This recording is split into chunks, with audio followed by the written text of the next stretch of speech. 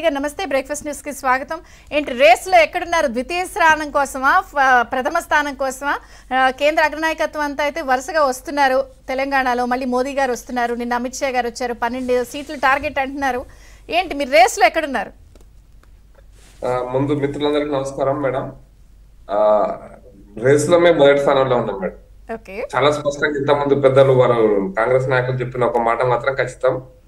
BRS BJP ఒక్కటే. మేము దీన్ని ప్రజల లోపలికి బాగా సక్సెస్ఫుల్ గా తీసుకుపోగలిగాం కాబట్టి మాకు ప్రజలు ఓటేశారు. బీఆర్ఎస్ ను బీజేపీ తిరస్కరించారు, ఒకటే అనేటువంటి దీంతో తిరస్కరించారు. చాలా కరెక్ట్ గా చెప్పిండు. కరెక్ట్ అది. మీరు ప్రజల్లోకి తప్పుడు సమాచారాన్ని, అబద్ధ ప్రచారాన్ని తీసుకపోగలిగారు. రైట్. అందుకోసం మిమ్మల్ని గెలిపించారు. బీఆర్ఎస్ మీద వ్యతిరేకత మాకు రావాల్సింది. మేము పోరాటం చేసినాం, మేము దెబ్బలు తిన్నాం. మా సంజయ్ గారు ఆ మాట కూడా చెప్పాడు. మేము దెబ్బలు తిన్నాం, ఉద్యమాలు చేసినాం. బీఆర్ఎస్ వ్యతిరేక పోరాటంలో మేమే ముందున్నాం.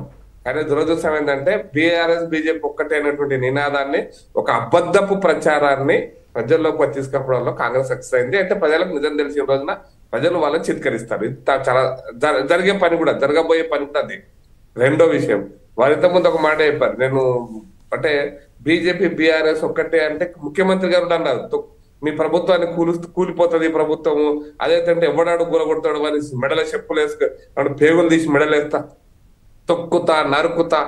ముఖ్యమంత్రి గారి భాష కరెక్ట్ కాదో ముఖ్యమంత్రి గారి విచక్షణకి వదిలిపెడతాం. కానీ ఎందుకంటే ప్రజలు ఆలోచిస్తున్నారు, ప్రజలు చూస్తుంటారు ఆ భాష అంతా కూడా. కానీ మరి మేము కూడా బీఆర్ఎస్ బీజేపీ అనే ఒక తప్పుడు ప్రచారాన్ని ప్రజల్లో తీసుకుపోయి అబద్ధ ప్రచారాన్ని చేస్తున్నప్పుడు తొక్కాలన్నా, నరకాలన్నా, పేగులు మెడలేసుకోవాలన్నా ముఖ్యమంత్రి గారు చెప్పాలి. మరి మీరు పేగులు వేసుకున్నప్పుడు మేగులు వేసుకోలేమా?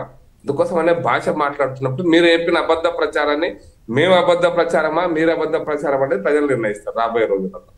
ఎందుకు చెప్తున్నా అంటే చాలా ఆవేదనతోనే చెప్తున్నా. ఇప్పుడు 4 రాష్ట్రాల ఎన్నికలు అయినాయి కదా. ఆంధ్రప్రదేశ్, తెలంగాణతో పాటు మధ్యప్రదేశ్ అయింది, మహారాష్ట్ర అయింది, మధ్యప్రదేశ్, ఛత్తీస్గఢ్, రాజస్థాన్ 3 రాష్ట్రాలు అయినాయి కదా. మరి మీరు 6 గ్యారెంటీలో, 12 గ్యారెంటీలో, 13 వాగ్దానాలు ఇవన్నీ మీరు అక్కడ చెప్పినారు, ఇక్కడ చెప్పినారు. ఇక్కడ మాత్రమే ప్రజలు మీకు ఎందుకు వేశారు, అక్కడ మీకు ఎందుకు వెళ్ళలేదు, అక్కడ ఎందుకు చీత్కరించారు, కొట్టి పంపించారు. మరి ప్రజలు, భారత ప్రజలు ఓటింగ్ ఒకటేసారి జరిగింది, ఒకటే రోజు కౌంటింగ్ అయింది. ప్రజలు ఎందుకు అట్లా వేశారు అనే దానికి విచక్షణ, మీరు ప్రజల విచక్షణ ఉంటుంది కాబట్టి అది కూడా ప్రజలు ఆలోచిస్తున్నారు, చూస్తారు కూడా. ఇది నా ఇంకొక పాయింట్ రైజ్ చేశారు సార్, అది కూడా ఆన్సర్ చేయండి. ఇప్పుడు మీరు బీఆర్ఎస్ ఒకే దగ్గర అభ్యర్థుల్ని ప్రకటిస్తున్నారు, అది దాన్ని ములాఖతే కదా అంటారు. వాళ్ళు ఎక్కడ పెడతారు, వీళ్ళు అక్కడే పెడుతున్నారు. దానికి ఏమంటారు సమాధానం? నేనేమంటానంటే నిన్న మా అమిత్ షా గారు చెప్పిన పాయింట్ చెప్పండి సార్. మ్యూట్ అయింది, చెప్పండి. భజన చేసిన ఎంఐఎం పార్టీ ఈరోజు ఎవరు భజన చేస్తుంది? మళ్ళీ కాంగ్రెస్ భజన చేస్తుంది. అంటే మీరు ఎంఐఎం పార్టీ, అటు ఎంఐఎం, ఇటు కాంగ్రెస్, అటు బీఆర్ఎస్ ముగ్గురు ఒకటే అర్థం చేసుకోవాలా?